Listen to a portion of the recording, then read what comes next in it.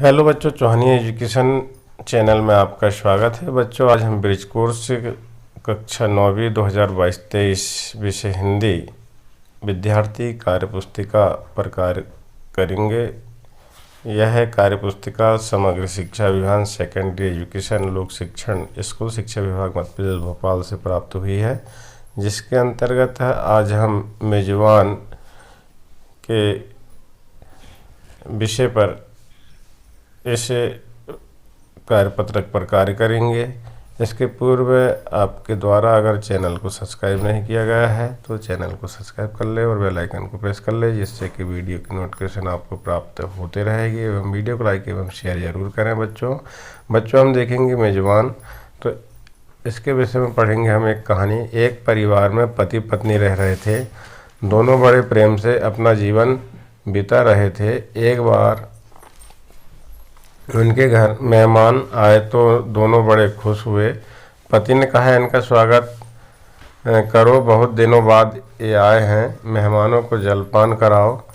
जब सांझ होने लगी तो मेहमान जाने लगे, तब पति पत्नी ने कहा, ऐसे कैसे जाओगे, हम बिना रोटी खिलाए आपको जाने नहीं देंगे। मेहमान बड़े खास थे, उनके लिए एक से एक पकवान बने। उन्हें भोजन में पापड़ ज़्यादा पसंद था। थाली परोसने पर मेहमान हाथ मुंह धोकर बैठ गए। थाली में पापड़ न देखकर उन्हें लगा कि पापड़ बाद में परोसा जाएगा, लेकिन जब पति ने हाथ जोड़कर कहा, चलो भाई शुरू करो, तो मेहमानों का मन बैठ गया। पापड़ की थाली चौके में रखी दिखाई दे रही थी, लेकिन वे शर्म के मारे कुछ नहीं बोले।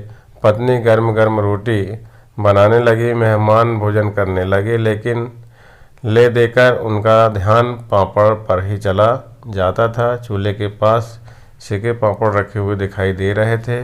मेहमान ने बड़ी रुचि के साथ सभी चीज़ें खाई, भजिया, बर्फ़ी, लड्डू, खीर, पूड़ी, लेकिन उनका ध्यान ले देकर पापड़ की तरफ ही था। उन्होंने सोचा कि यदि हमने पापड़ नहीं खाए तो एक कैसे मेहमान नवाजी है। वे मन ही मन सोचने लगे, भैया भाभी कब पापड़ परोसोगे। जब उनकी समझ आया कि उन्हें पापड़ परोसन ध्यान से उचट गई है तो उन्होंने जुगत लगाने की सोची, जिससे पापड़ खाने को मिल जाए। मेहमान ने कहा, एक बात बताना तो भूल ही गया। पति पत्नी बोले, कौन सी बात। मेहमान बोले, बहुत ज़रूरी बात।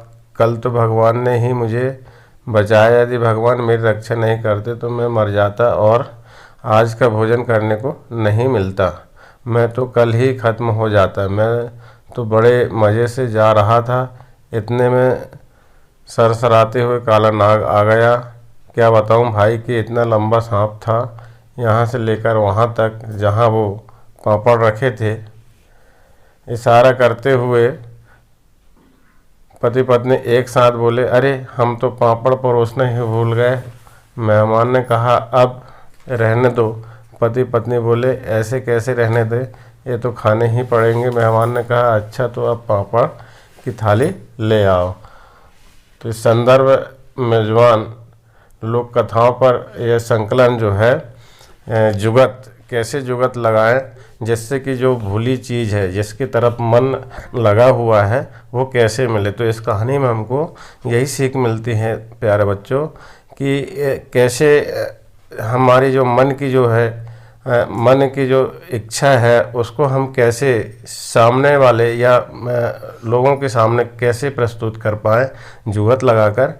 इस पाठ में मेजबान पाठ में यही हमको शिक्षा मिलती है। अब इसके हम कार्यपत्रक को देखेंगे। तो कार्यपत्रक में देखें बच्चों, कार्यपत्रक 1, श्रुत लेखन, शिक्षक द्वारा बोले गए शब्दों को लिखिए। श्रुत लेखन का लेख का मतलब होता है सुनकर के लिखना। तो आपके विद्यालय में आपके शिक्षक जो है जो बोलेंगे वो आपको लिखना है इसमें, और आप कितना सही लिखते हैं वो इसकी जांच करेंगे। तो बच्चों यह कार्य जो है कार्यपत्रक 1 में आपको ही करना है। इसके बाद देखेंगे हम कार्यपत्रक 2। तो कार्यपत्रक 2 में कॉलम आ में दिए गए शब्दों से समान अर्थ वाले शब्द को कॉलम ब से चुनकर लिखिए। कॉलम आ है और कॉलम ब। तो हम कॉलम आ में देखेंगे कौन कौन से शब्द है। स्वल्पाहार है, अतिथि, व्यंजन, मेहमान नवाजी, युक्ति भिड़ाना, आतिथ्य करने वाला। और कॉलम बा में है जुगत लगाना, जलपान, पकवान, आतिथ्य, मेजबान और मेहमान। ये कॉलम आ और बा से समान अर्थ वाले जो है कॉलम आ और बा में हमको लिखना है। जैसे हम सबसे पहले जाएंगे यहाँ पर पहले नंबर का जो है स्वल्पाहार। तो स्वल्पाहार का मतलब किससे संबंध है उसको लिखेंगे। जलपान से संबंध है इसलिए जलपान लिख देंगे। इसके बाद देखेंगे बच्चों हम दूसरा शब्द जो है यहाँ पर अतिथि। अतिथि का मतलब होता है मेहमान। तो अतिथि का जो है संबंध किससे है, मेहमान से है, तो यहाँ मेहमान हम लिख देंगे। इसके बाद देखेंगे तीसरा शब्द क्या है बच्चों, व्यंजन। व्यंजन का होता है पकवान। तरह तरह के व्यंजन, कई प्रकार के पकवान बनते हैं, तो उसका जो संबंध है पकवान से, इसलिए पकवान हम यहाँ उसके सामने लिख देंगे। इसके बाद देखेंगे बच्चों हम मेहमान नवाजी। मेहमान नवाजी मतलब मेहमान की स्वागत आवभगत करना। तो मेहमान नवाजी के सामने यहाँ पर जो शब्द दिया हुआ आतिथ्य, आतिथ्य हम लिख देंगे। इसके बाद युक्ति भिड़ाना। युक्ति बढ़ाना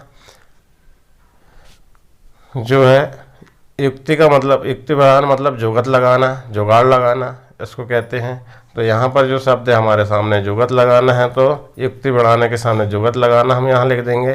फिर देखना आप बच्चों आतिथ्य करने वाला। आतिथ्य करने वाला मतलब जिसके मेज़बानी करते हैं, तो यहाँ पर उसके समान अर्थ वाला शब्द जो है मेज़बान है। तो इस प्रकार से हम कॉलम आ से कॉलम बा को समान अर्थ के साथ मिला देंगे। तो इस प्रकार कार्यपत्रक 1, 2 जो है हमारा हल हो जाता है बच्चों। इसके बाद देखेंगे हम कार्यपत्रक 3।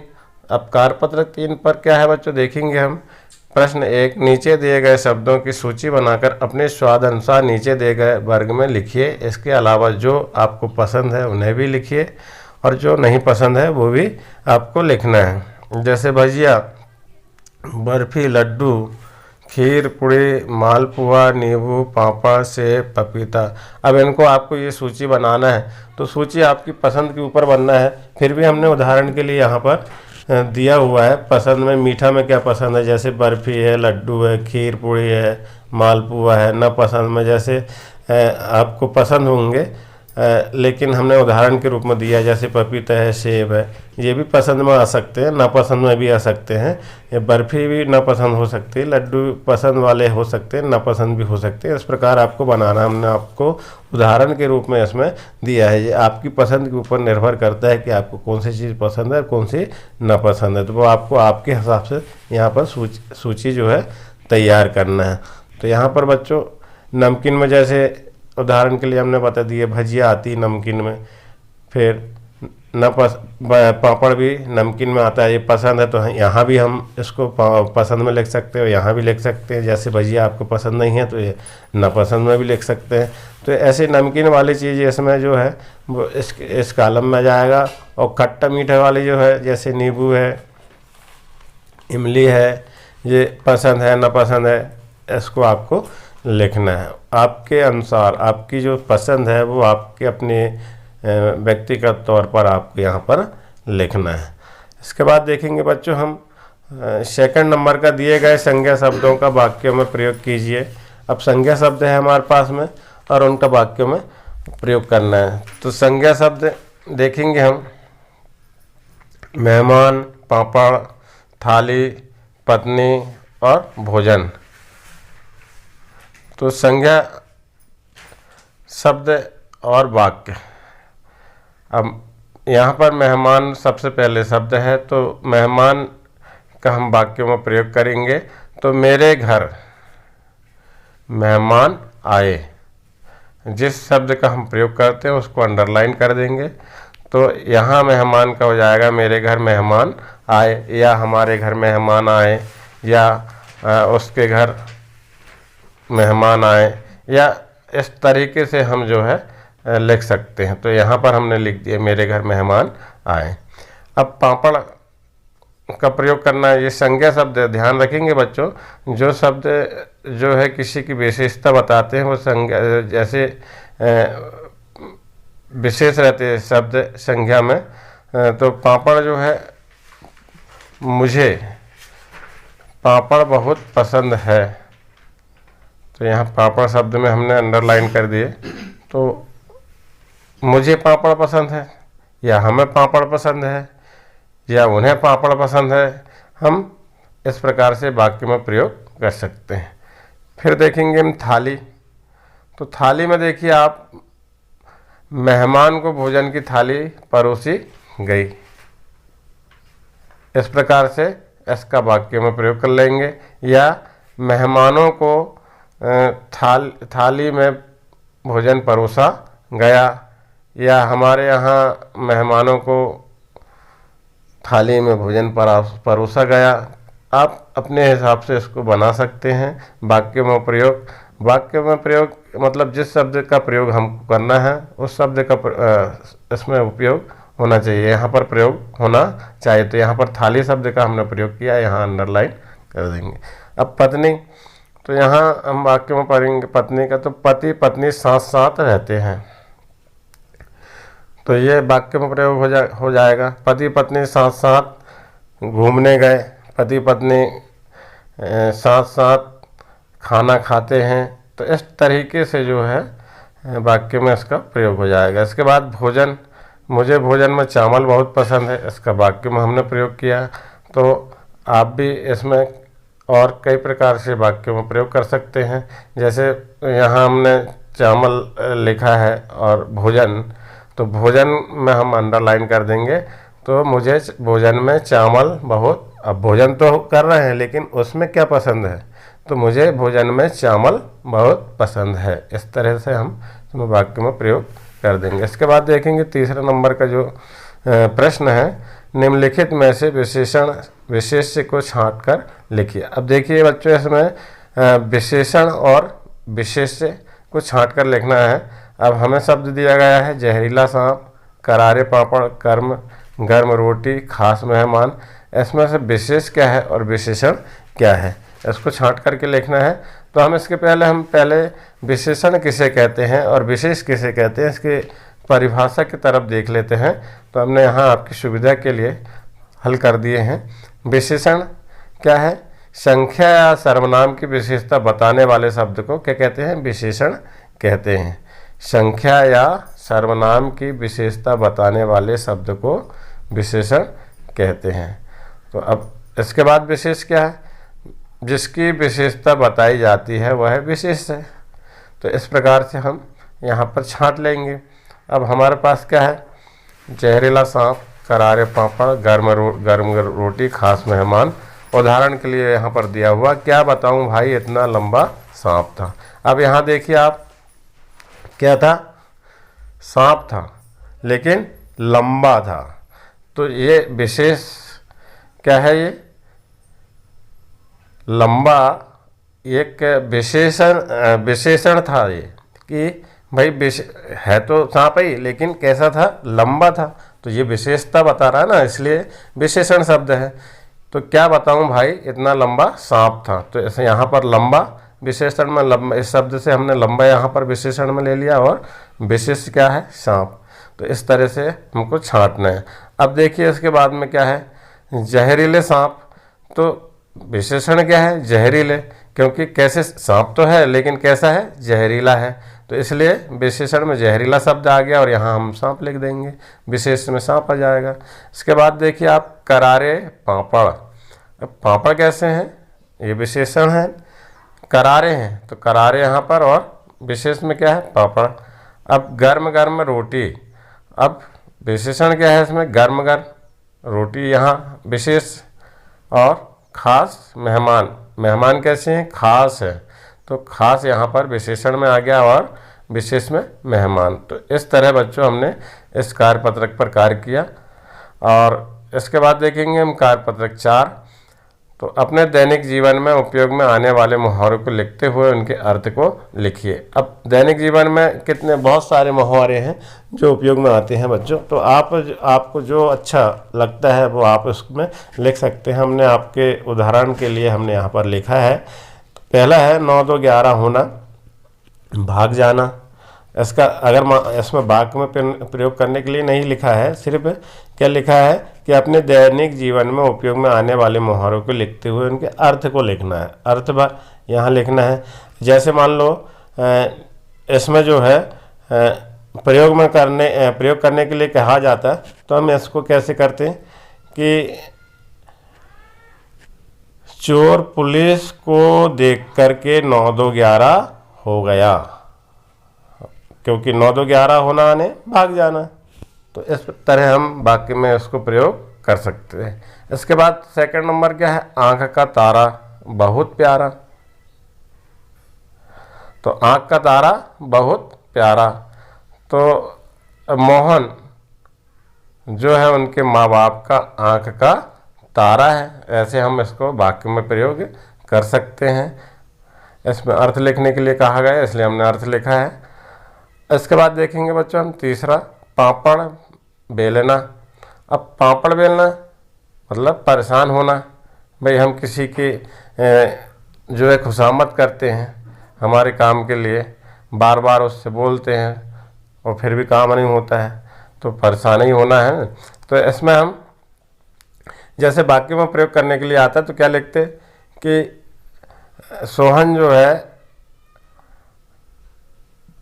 अपने काम के लिए पापड़ बेल रहा है। तो ऐसे हम वाक्य में प्रयोग, और भी शब्द आप इसमें प्रयोग कर सकते हैं। इसके बाद देखेंगे अगला जो है जुगत लगाना, उपाय करना। जुगत लगाने का मतलब क्या है, उपाय करना। तो इसमें हम वह व्यक्ति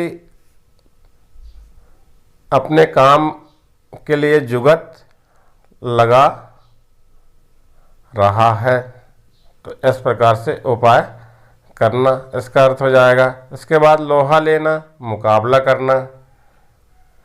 तो क्या हो जाएगा इसका वाक्य में प्रयोग, हम मोहन जो है सोहन से लोहा ले रहा है, क्या कर रहा है, मुकाबला कर रहा है। तो ऐसे इसका वाक्य में प्रयोग हो जाएगा। अंधे की लाठी, तो मोहन जो है सोहन के अंधे की लाठी है। इस प्रकार से हम कोई भी शब्दों का प्रयोग करके वाक्य में प्रयोग कर सकते हैं। तो अंधे की लाठी एकमात्र सहारा, इसका अर्थ होता है। इसके बाद देखेंगे बच्चों आग बबूला होना, इसका अर्थ होता है बहुत अधिक क्रोधित होना। तो सोहन की गलती को देख के मोहन जो है आग बबूला हो गया। तो इस तरह हम वाक्य में इसको प्रयोग कर सकते हैं। और भी बहुत से शब्द है, बहुत से नाम है जिसका आप प्रयोग कर सकते हैं। इसके बाद देखेंगे बच्चों हम कार्यपत्रक 5। अब कार्यपत्रक 5 में क्या है, कार्यपत्रक 5 में निम्नलिखित शब्दों का उपयोग करते हुए एक कहानी लिखिए। अब शब्दों का उपयोग करना है और कहानी लिखना है। शब्द क्या है, काकी, हलवा, व्यंजन, बूढ़ी, कचौड़ी, मेहमान, गांव और शादी। अब इन शब्दों का हमको इस कहानी में उपयोग करना है और हमको कहानी लिखना है। तो बच्चों आपको जो अच्छी कहानी लगती है इन शब्दों का उपयोग करते हुए कहानी बना सकते हैं। फिर भी हमने आपकी सहायता के लिए एक कहानी बनाई है छोटी सी, उसको भी हम देख लें। तो कहानी है, बूढ़ी काकी को हलवा और कचौड़ी बहुत पसंद थे, पर घर के लोग उसे बनाकर नहीं देते थे। एक बार गांव में शादी थी, वहां पर बहुत व्यंजन बने थे।